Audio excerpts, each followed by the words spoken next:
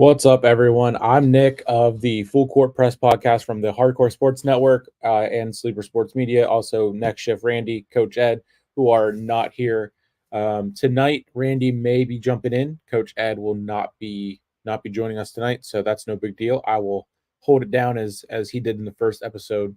So might be a quicker one. I'm gonna try and hammer that hour out like we've been doing, like we did last week, like Coach Ed did the first week. But we'll just go over the normal stuff that we hit on the last 2 weeks. Thank you for tuning in and enjoying this new show that we're doing over in the chat. Also, if you guys six already joining us, joining me, if you can be active in the chat. I see we got three on Twitter and one and two on four-ish on the on YouTube. So just be active in there and help me out here. Danny Bear Sports, he says, "Yo, how's it going? Thank you for being one of the loyal soldiers, as Earl says it, and always active and always joining us for these events, these streams, and all that."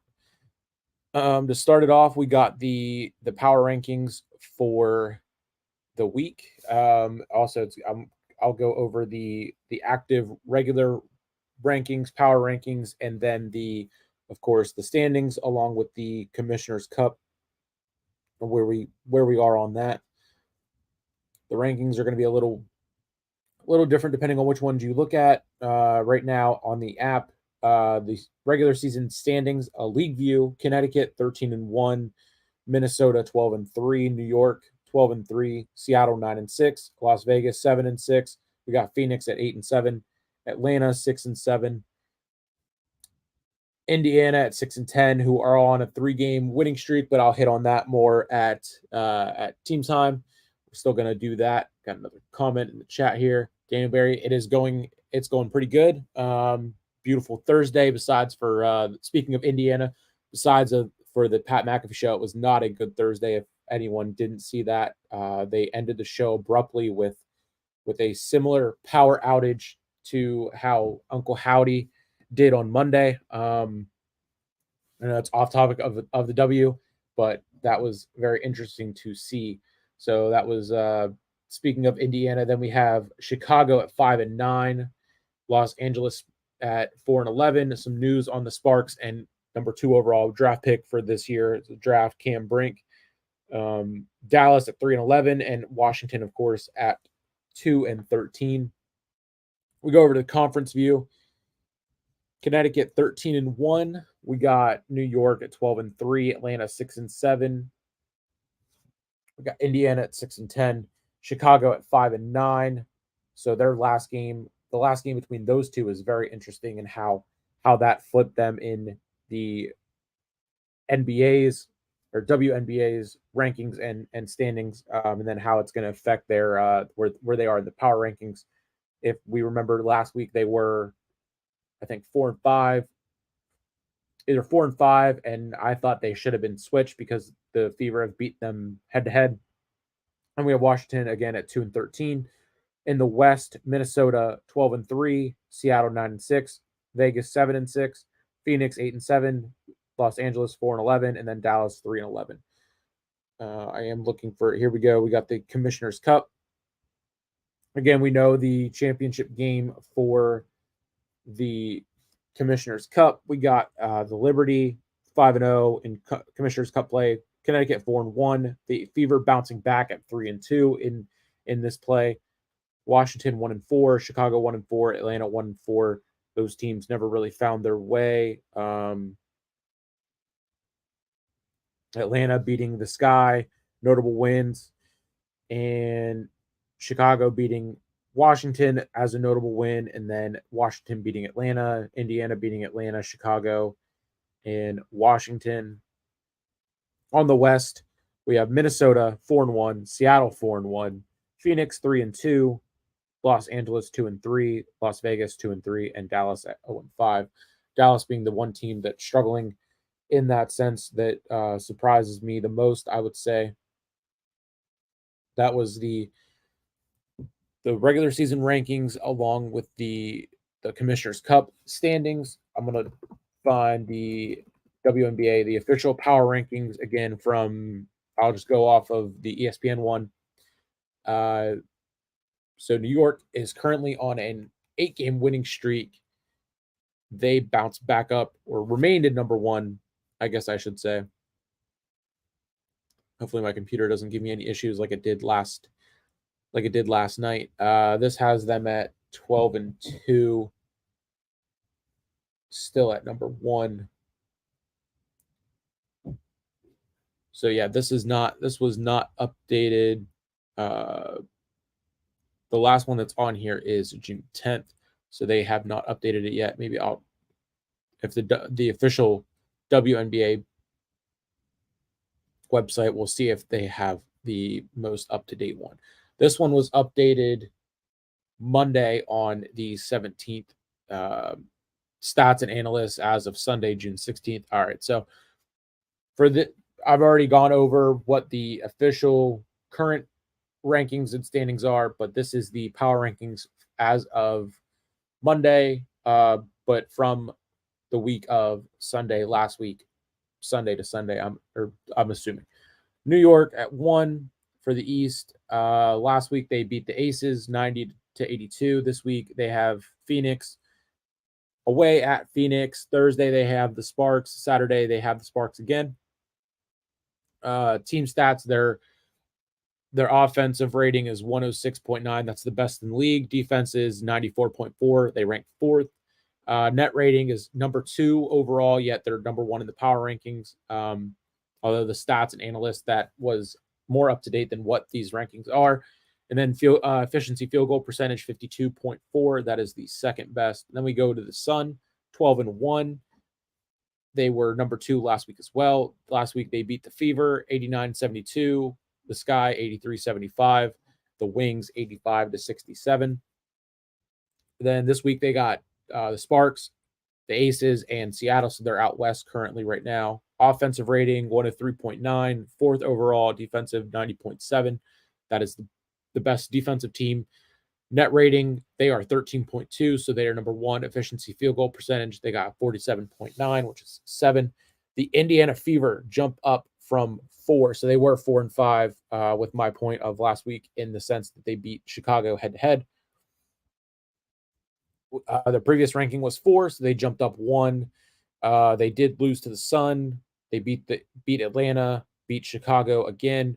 This week they games for Indiana Wednesday against Washington, which yesterday they did win, and are on a 3-game winning streak now. Then we got tomorrow at Atlanta, which I believe that game officially closes out the. Or no, this was the previous week, because it's Washington, Atlanta, and Chicago. Unless that's the same thing. No, because it's at Chicago. So versus home against Washington yesterday, they got the win. Tomorrow at Atlanta, and then Sunday at Chicago. Team stats 98.5. That's eighth overall offensively, 110.8, 12th overall defensively. Net rating minus 12.3. That is the worst in the league. And then efficiency field goal percentage 49 at 4. Aaliyah Boston, Caitlin Clark, and Kelsey Mitchell, their big three, had a huge game last night. Both Clark had 18, Boston had 22, Mitchell also with 22. To the 5 people watching still, all on Twitter, on Randy's and Coach Ed's, I appreciate the 5 watching now. Please get active in the chat. It would help me out a lot. Then we go to the Atlanta Dream, 5-6. They were 3, so they dropped 1 spot. Last week, lost against the Mystics, the Fever, and then they beat the Sparks. This week they got Minnesota, Indiana, and then New York.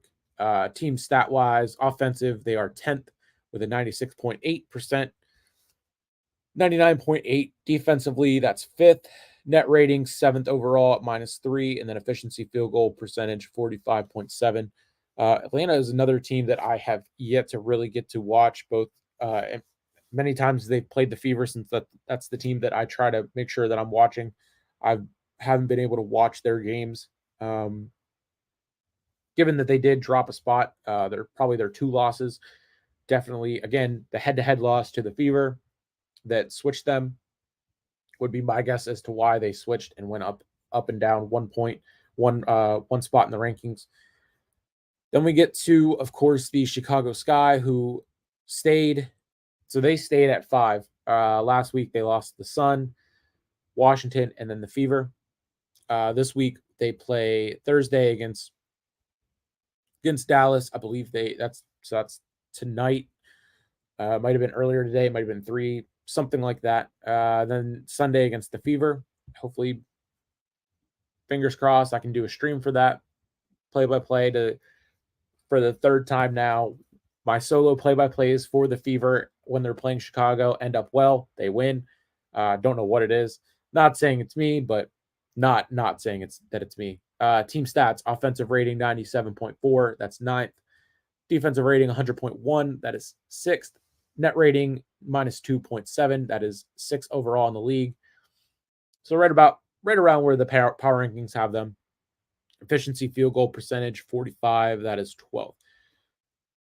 Angel Reese and Caitlin Clark is going to be the center of attention for not only this draft class, but also the future of the W. I mean,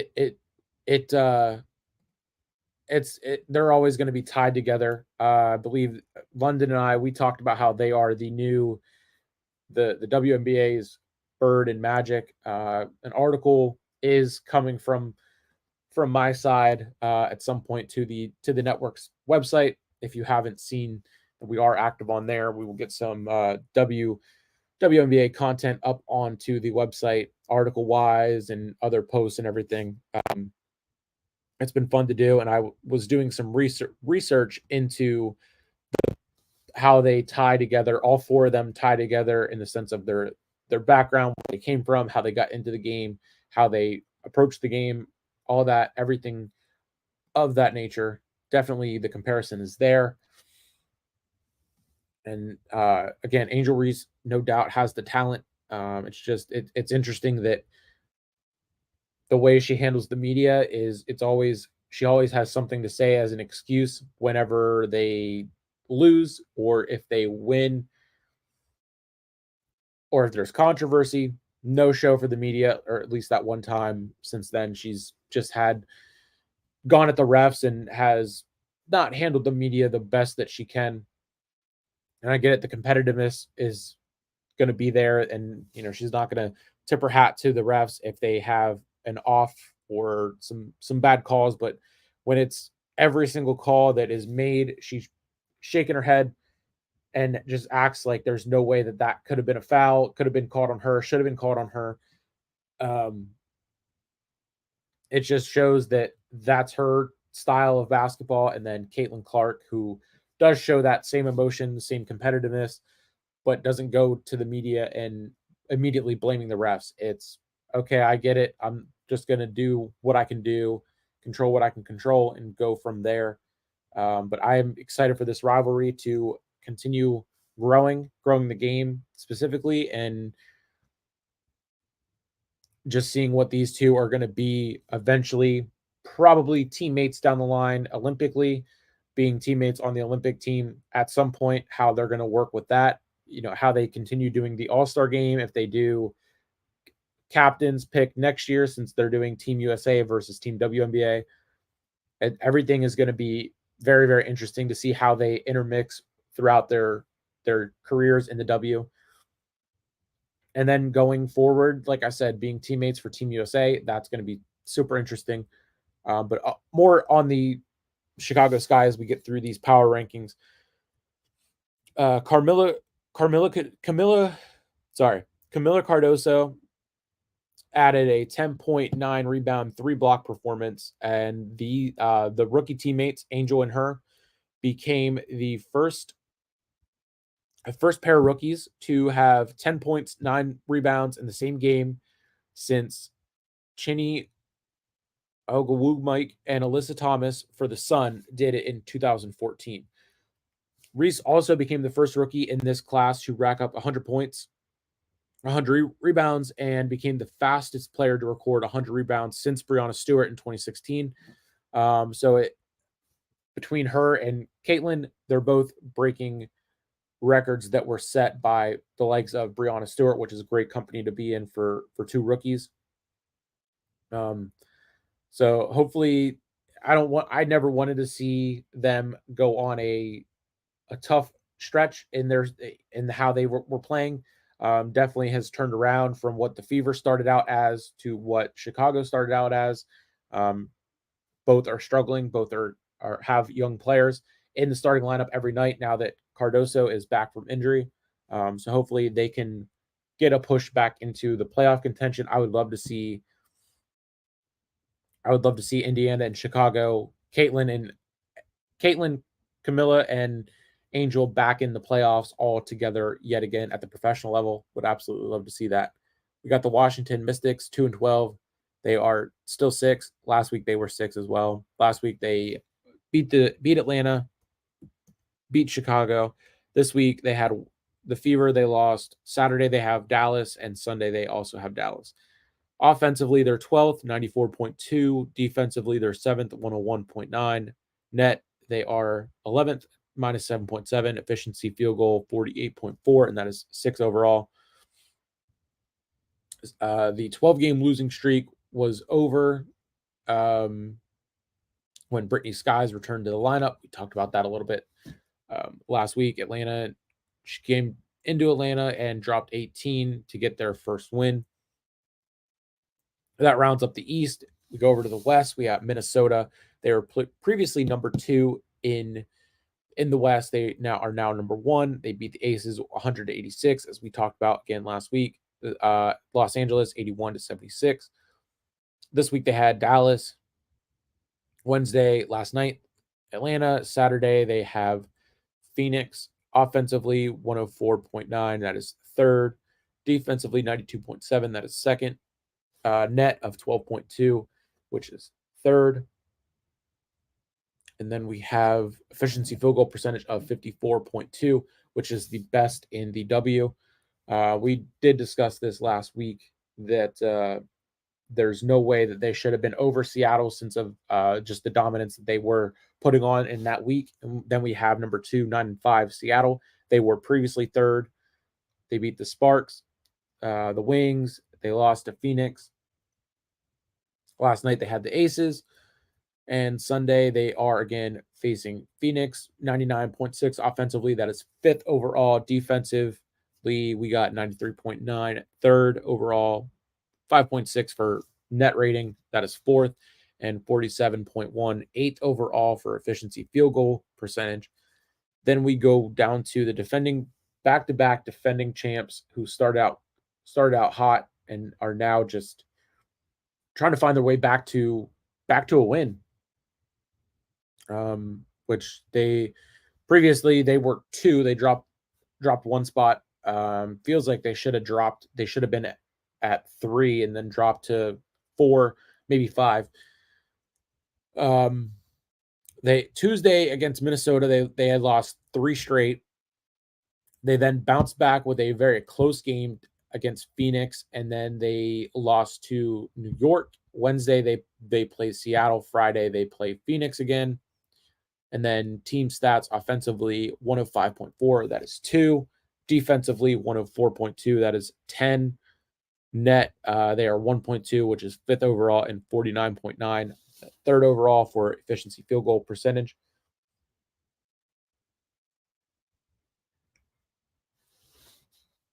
Then we have Phoenix at 7-7. They are 4, so they remain 4. Lost to Vegas, beat Seattle. This week they had Tuesday the Liberties, Saturday Minnesota. Offensively 99.6, which is 5th. Defensively 93.9, third. Net rating of minus 4.6, 8th overall. Efficiency field goal 48.8, 5th.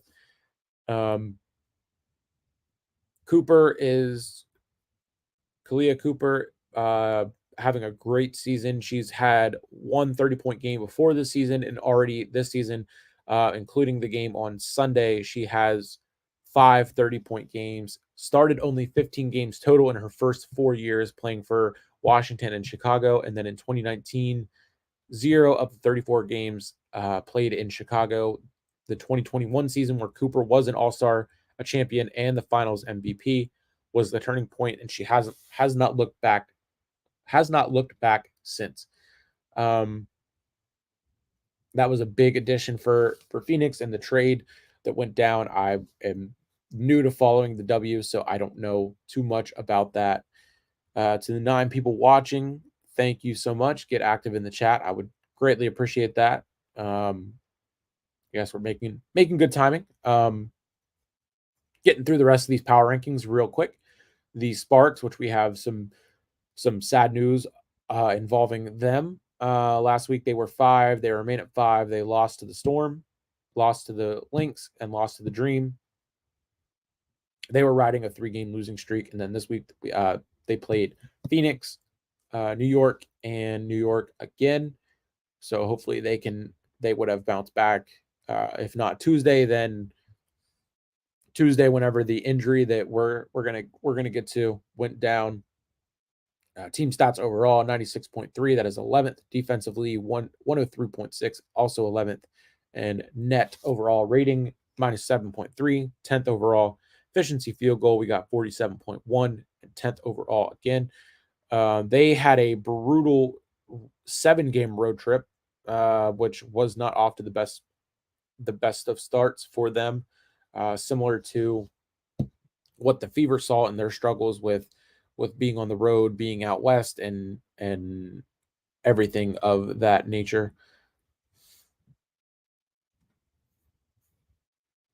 So that was the almost done with the power rankings here.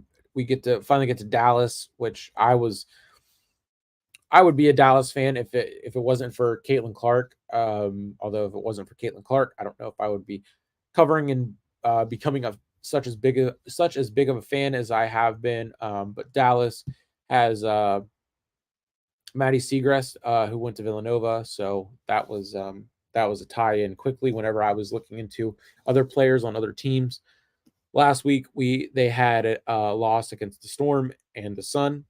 This week they played Minnesota, Chicago, Washington, and Washington again.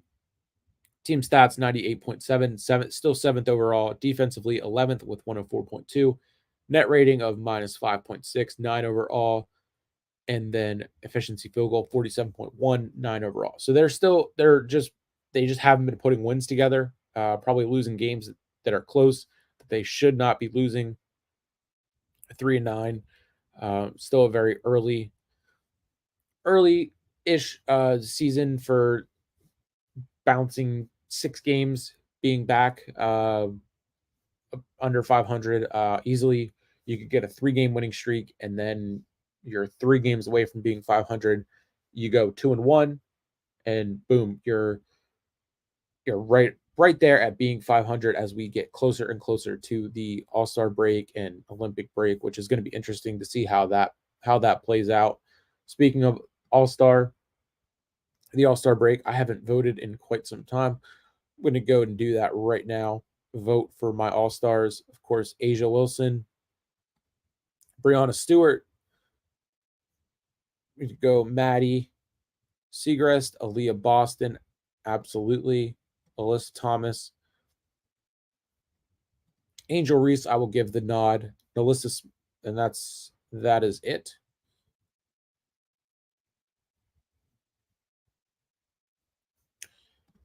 And then that was my front court. Now we get to the guards. Kelsey Plum, Taurasi, of course, Caitlin Clark, Kelsey Mitchell. And then I guess I get one more as it takes forever to load. Hopefully my computer makes it through a couple more of these. I'm trying to see who. I'll give it to Katie. Oh, nope, that's it. That's all I get. So I'm going to review and submit it.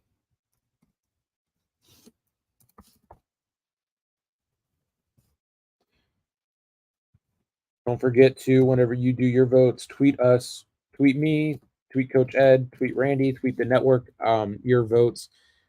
Just save the you can save the picture of who you're voting for, and then use that, the PDF, and tweet it at us so we can see who everyone is voting for.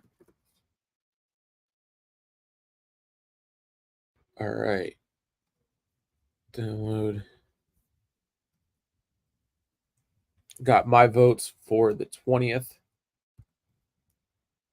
I will get them tweeted out. Checking over to see if we got any comments. We do not. So thank you to the 8 people that are watching. Leave a like on the channels that you're watching on. Retweet if you're watching on Twitter, as you are, and keep sharing, keep subscribing. We appreciate it. So that's going to wrap up the power rankings. We got through that one somewhat quickly. We're going to go into the main topic that we can run through. How is this rookie class doing as we approach the halfway point of the season? Like I said, the big injury that just occurred, the number 2 overall pick, Cameron Brink, did tear her ACL Tuesday night, which will be a major setback for her her rookie season. She was hanging in there in the sense of where the rookies ranked. Angel, Caitlin, and Cameron Brink. I mean, we're holding it down for the rookies. I think Cam led in maybe just blocks, maybe steals as well. It could have been. Definitely wasn't rebounds. Cardoso. So now Cardoso is leading with blocks per night.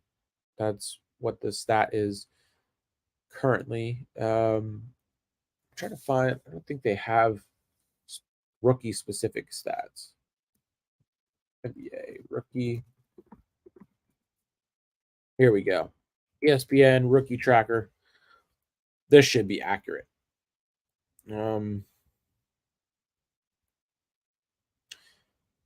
It's just going to give me a rundown of who they are.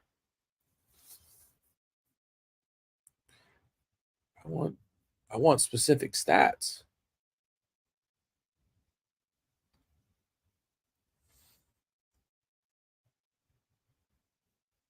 There we go.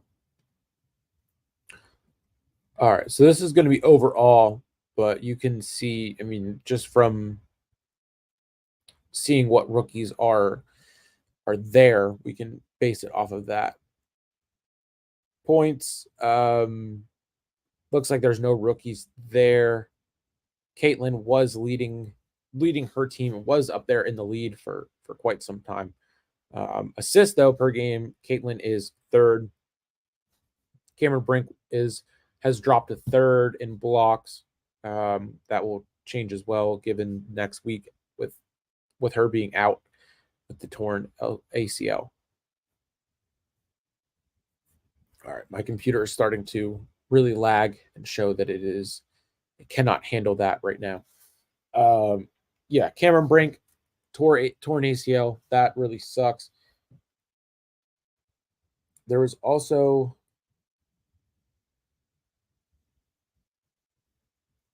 all right, so Randy is on his way home. Hopefully he will be able to join for the last 30 minutes. We can just run through some stuff as we see it. But I'll talk more on this just to cover it, and then we can hopefully chat more with Randy as he gets here. The rookie class overall, Cardoso missed the first month, and she's had a great second month as she's gotten used to the flow. Their schedule has been fairly easy compared to an Indiana, which we saw the fatigue with Caitlin, and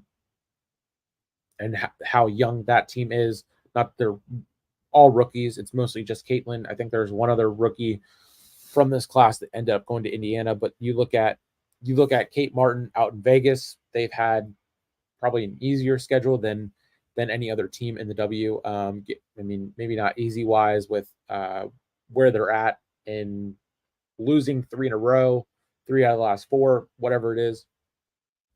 I think the rookie class is adjusting well for the sense of the big 3 or 4 top 5 that were making a deep run in the the March Madness tournament ended when it ended, and then within a week they had draft night, 2 weeks off with all the travel to their new cities and doing media and whatnot, and then getting right into training camp, and then the start of the season with preseason, and then the regular season. So that's something that I think the W would have to really look at and see how can we adjust that so the players aren't being fatigued. How can we make sure we're not scheduling them in the sense of what we saw with the Fever and all the crazy numbers with what they got schedule wise. But overall, this rookie class has been doing such a great job of growing the game.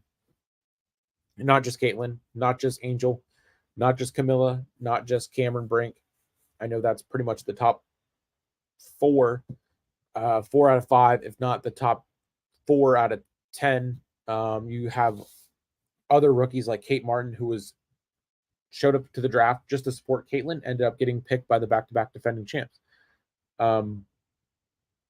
Very excited to see how it shakes out the rest of the season, the second half, and where we end up with the awards at the end of the season, which I know Caitlin is not going to care about winning offense rookie of the year like I think that an Angel would. I think Angel getting an award that Caitlin doesn't is going to fuel the ego that I think she has, because people circle everything around Caitlin versus her and talk about her and all of that. I wish Coach Ed and Randy were here so we could have that actual topic and that be a topic of discussion, because I think it's becoming more and more clear just the way she answered the media's questions after that last game against Indiana, and then how Caitlin did as well, especially, and then also the post that Angel Reese made towards Cameron Brink after her injury, and then she was dead silent. So she's showing the love and support for Cameron Brink, one of her fellow rookies, which I made a big point of that in the sense of when the whole thing with Kennedy Carter and Caitlin Clark went down. I wish Angel would have stuck up for her fellow rookie in any shape or form, not chosen her over her teammate, which I'm not saying that at all. I was saying, like, after the game, don't skip over the media. Go out there and say, like, Caitlin didn't deserve that, whatever, or just be there for your teammate in the sense of how Cardoso was there. So it's going to be interesting to see this rookie class going forward as they become more formatted with the W's schedule and how they can, when they have an actual offseason. At this point, they basically are going to be playing 80 games, 40-ish in March Madness, 40 if not more, 40 regular season games if not more in the W, and then going into that first offseason to see how they rest, recover, and come back stronger for year 2. Next, we got the weekly score rundown. So I'm just going to go over the scores for this week and then preview a little bit next week. So today is Thursday. So I'll start with Sunday. So we'll go Sunday to Sunday and then preview up until Tuesday. So Sky and the Fever, 91-83. I did the play-by-play for that game. That was a great game for the Fever. Caitlin just was on it. We go over to Atlanta. They beat the Sparks, 87-74. Phoenix beats Seattle, 87-78. Monday, one game, Minnesota and Dallas, 90-78. Minnesota takes that one. Tuesday, I believe, is when the Cameron Brink injury happened. Connecticut beat LA 79-70. Phoenix back in action, beat New York 99-93. Wish we could get Coach Ed's thoughts on that one, as that's a close one. Yesterday, the The Fever did beat Washington 88-81. Minnesota beat Atlanta again 68-55. We then had the Aces get a bounce back win, much needed bounce back win, 94-83 over Seattle. And then today, earlier, like I said, Chicago did beat Dallas 83-72 for a bounce back win for them as well. And then currently New York and LA are tied 28 with 4:12 in the second. Tomorrow, Atlanta and Indiana, 7:30. Wish I could do that one, but I will be on SmackDown with Earl. We got Vegas and Connecticut tomorrow at 10 o'clock. Saturday, LA and New York once again at 3. Dallas and Washington at 3 as well. And then Phoenix and Minnesota at 8. Sunday, New York and Atlanta at 3.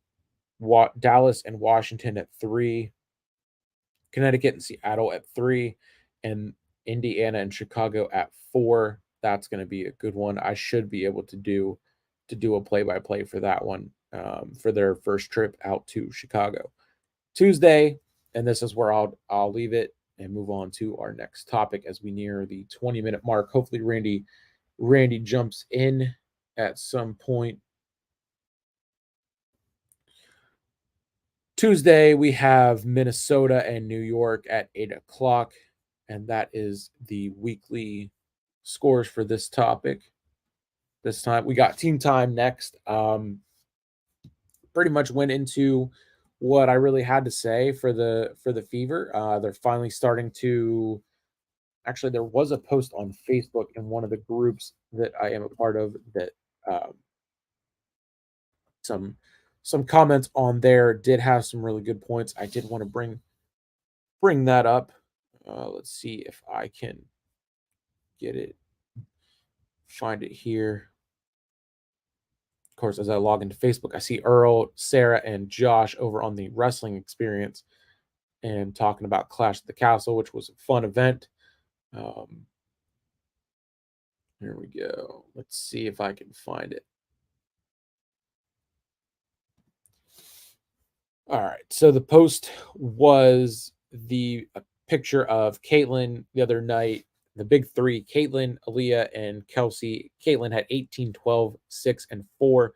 Aaliyah Boston and Kelsey Mitchell both had 22 points. There is just a couple comments with that made some really good points. Some comments were that they're finally making Aaliyah Boston a focal point of the offense. And then the same person went on to say, I'll never understand why they didn't go get a legit point guard, trying to force Caitlin Clark to become a focal point instead. Now that they're switching, they're winning games, which I agreed with, but also didn't, because we saw at the beginning of the season she wasn't being used in the same way how they would have used her in Iowa, and they weren't winning anything. And then they found the happy medium. They then go on to say the coach did that until she woke up. They're the most loaded young core in this person's opinion. They just don't have any bench players. The most potential, especially after Brink tore her ACL, is going to be the battles that she has ahead between the big three. What others? Someone else said they are going to be very dangerous as they are starting to click. I went on to say that this is what they needed to do all along. They needed to allow Caitlin to be Caitlin and share the ball, get the offense set up as they get down, and do what she had said multiple times as she was drafted and did her first run with the media, saying she was excited to have Aaliyah Boston to be able to pass the ball to and set up and score in that sense. Not necessarily have the offense run through her, but just have her mind be able to pick and choose when she does what plays that she does. Go and set everything up and let her teammates make the plays as she said.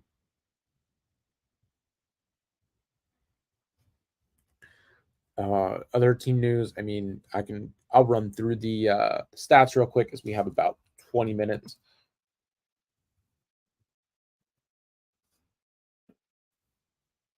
I'm it's been more fun to watch them win their last couple games and just finally start to find that feel as well as developing a chemistry. And I still can't wait for them to get to the All-Star break so they can actually practice along with getting some much needed rest.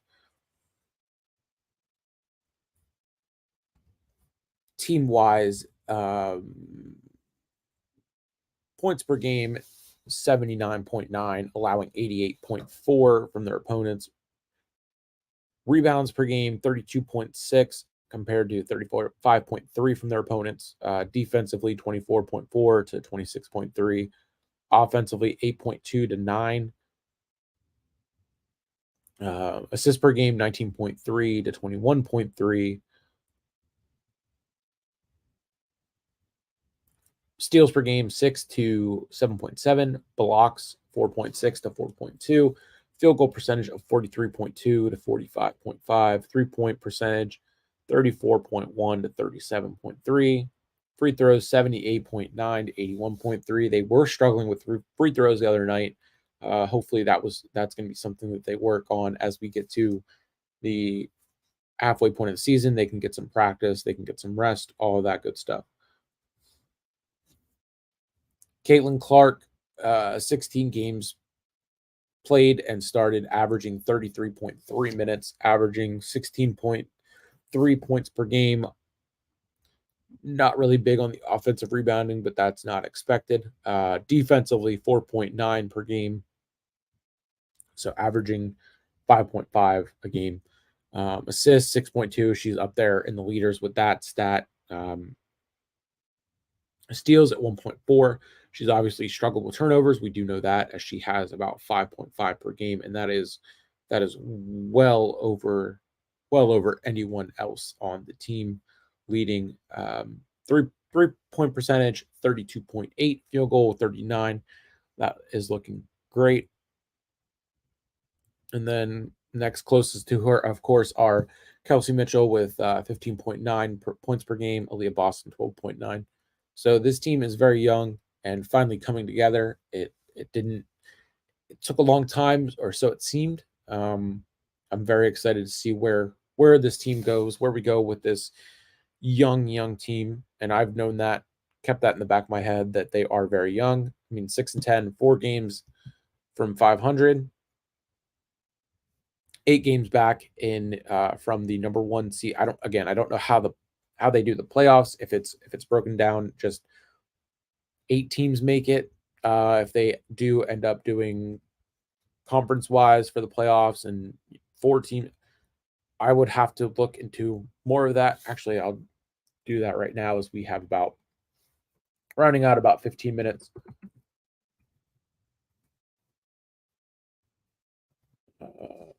Looking up the format. So since 2022, the playoffs have been using a best of 3 series in the first round, where teams are seeded based on the regular season performance, and then a best of 5 for the semifinals and the WNBA finals. So 3 rounds, and it looks like they do round 1 matchups are seeded 1 through 8, 2 and 7, 3 and 6, 4 and 5. So the top 8 teams make it. So currently, right now, if I look at it with the league view, the Indiana Fever are currently in the playoffs, would be making a run, would be playing Connecticut.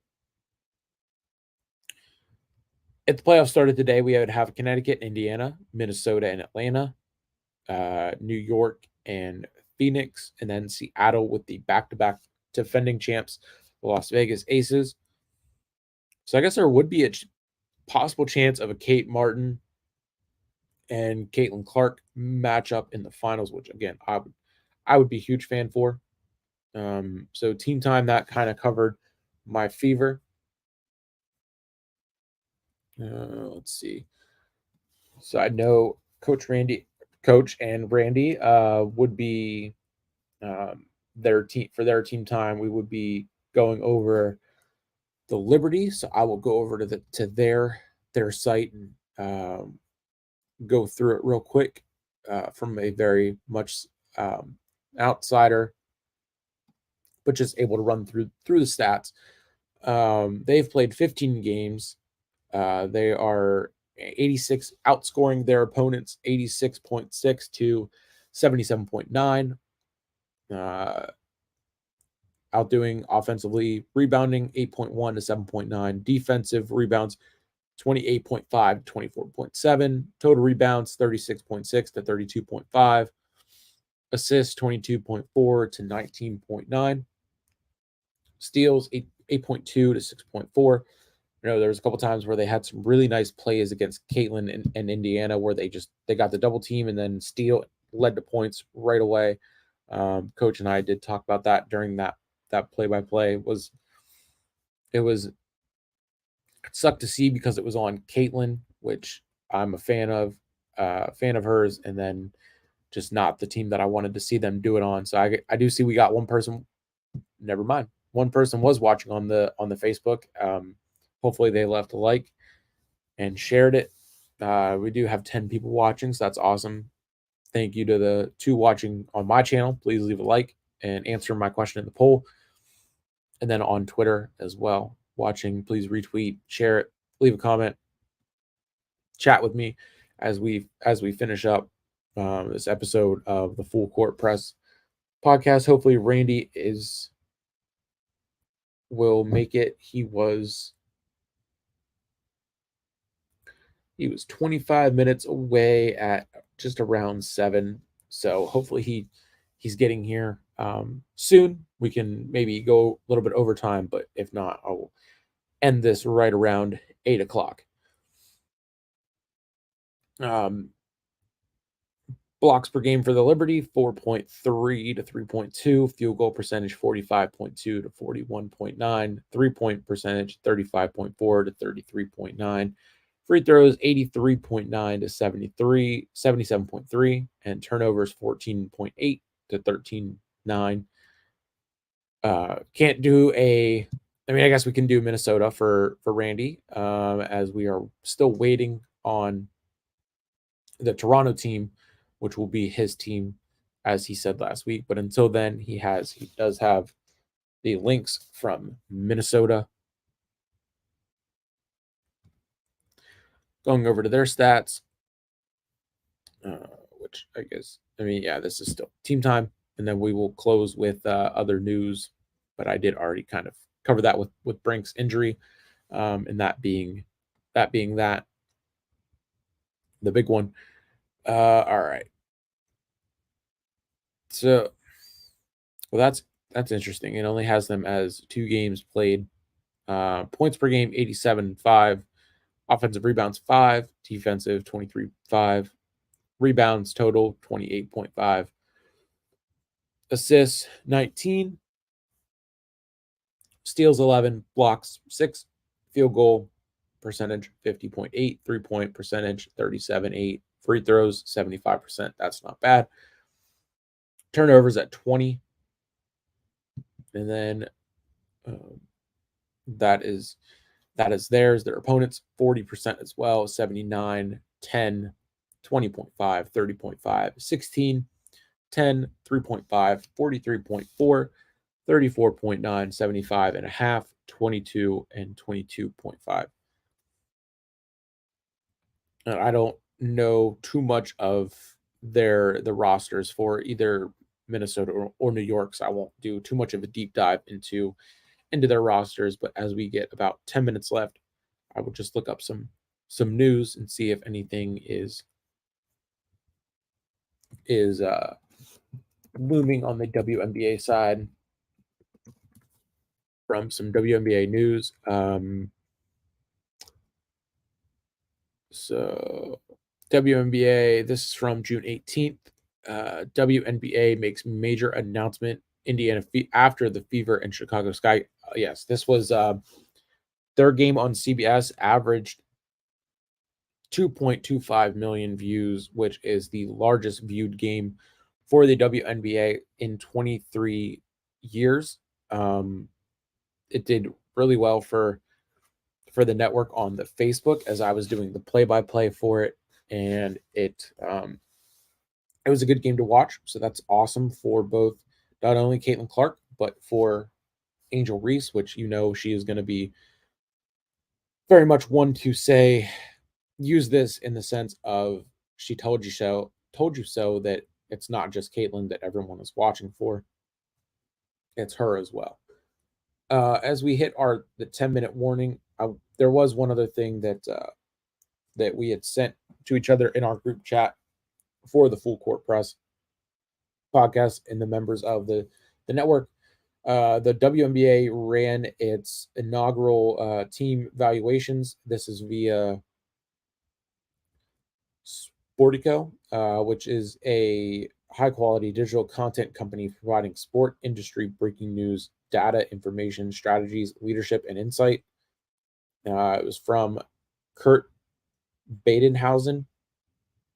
So the average WNBA team is worth $96 million. The Aces are number one with 140 million, being worth 140 million. They sold for $2 million in 2021, and the average 2023 team revenue was 13.2 million. The revenue range of 8.8 Atlanta to 18 million New York. Going over it real quick, I guess I could actually pull up the graphic to give a little bit more time. Hopefully Randy can jump in. If not, totally okay. We will wrap it up here pretty soon.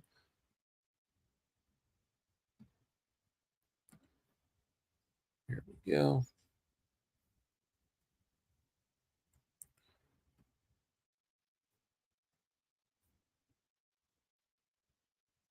Just gonna get this get the graphic pulled up from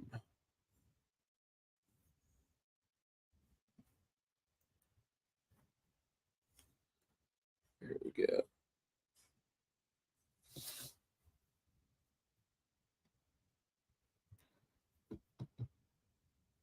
All right. As you can see, to the 9 people watching or anyone watching on the replay, the Aces there are at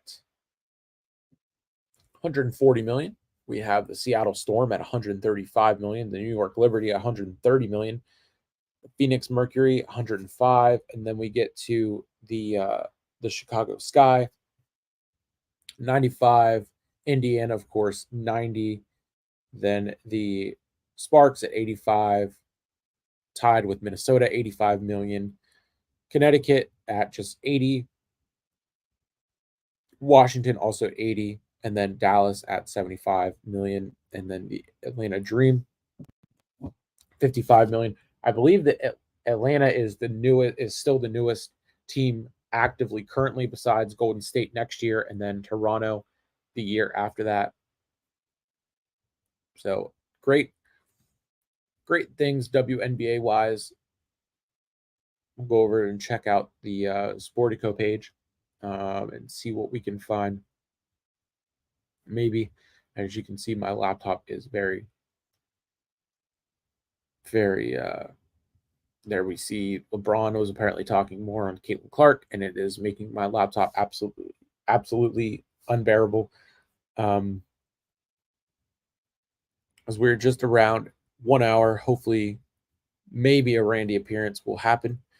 If not, we can just wrap this up with just about 5 minutes to go. Thank you for tuning in. Anyone who watched live, watch me hold down the fort here for the network, for this podcast, and for Coach Ed, for Randy.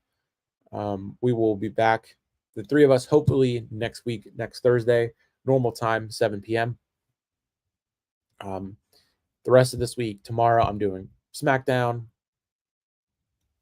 Sunday, a possible play-by-play for that Fever and Sky game, as I seem to be, again, the good luck charm when I do the play-by-plays for them.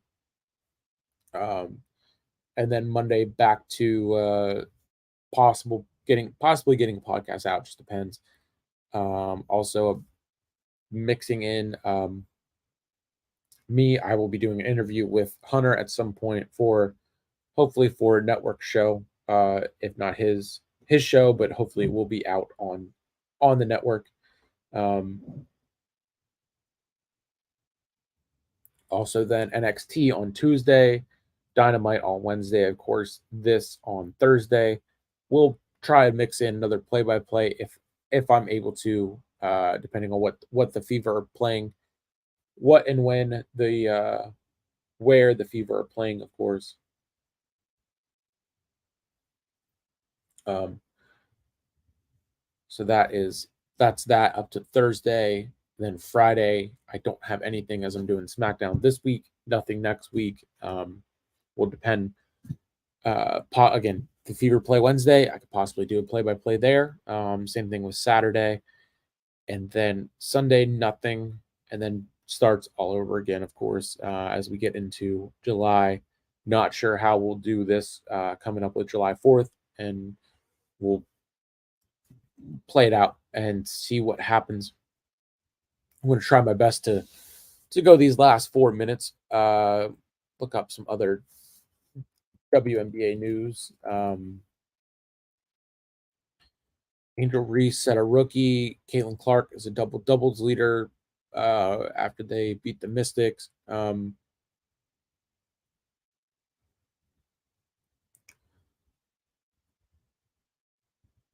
Oh wow!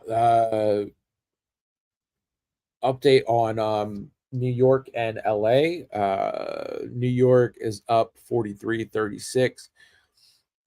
Sabrina leads all scorers with 15 points, 5 assists. Jones dropped 11 points, 5 assists, 4 rebounds. So that is that one.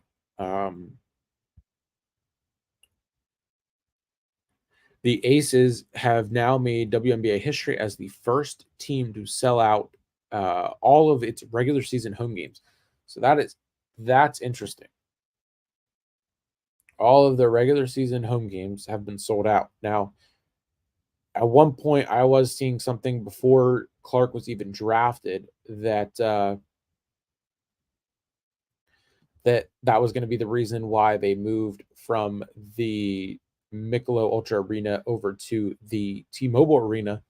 And I know they played out there one time already. I don't know if that was for a future game or if that was for the game that I'm thinking of, the first one, the first matchup. Of course, looking at the comments, it's funny. Looking at the comments on this post, the first one is Kate Martin. The second one is Iowa players hit different. Absolutely. Kate Martin is becoming a fan favorite out there in Vegas, as I said last week. Of course, now my computer once again is bugging out as we are about 2 to 3 minutes away from wrapping this one up. I know you're probably tired of hearing me ramble on about Caitlin, about the Fever. Try my best to do justice to Randy and Coach Ed to hit on their teams, and do my best to talk about them. We have now. I'm just trying to find more news. Went over the power rankings. Okay, June 25th. That was one thing I forgot to do. The Liberty and the Minnesota Lynx will be in the championship game of the Commissioner's Cup presented by Coinbase Tuesday, June 25th at the UBS Arena in New York. That is the same place where Forbidden Door 3 is happening. So the Liberty did win the game last year. The defending Commissioner's Cup champs defend it against Minnesota Lynx, streamed by Prime Video. The championship game features charitable contributions, nonprofit organizations. We know all that. Gives it a rundown. Tip-off for 8 p.m. exclusively streaming on Prime Video. That will be super interesting, fun to watch. This is the fourth year that they've been doing this. The Liberty and the Lynx will be competing for a $500,000 cash prize pool in the Commissioner's Cup Championship. Again, presented by Coinbase. The Coinbase will commit another 120,000 in crypto, 5,000 guaranteed for each player participating in the championship game. So that's some cool other news for the W, and we will wrap this one up with that. On that note, we have reached our hour, so that's pretty good. Thank you for again watching, listening, viewing. Make sure you subscribe to all the channels listed down below. The network, Facebook page, Twitters, all that good stuff. Next week we should all be back, the three of us, and that will do it for the Hardcore Sports Network. Hardcore Sports Network's Full Court Press WNBA podcast. Thank you again. I'm Nick Witosh of the network and Sleeper Sports Media. I'll catch you next time.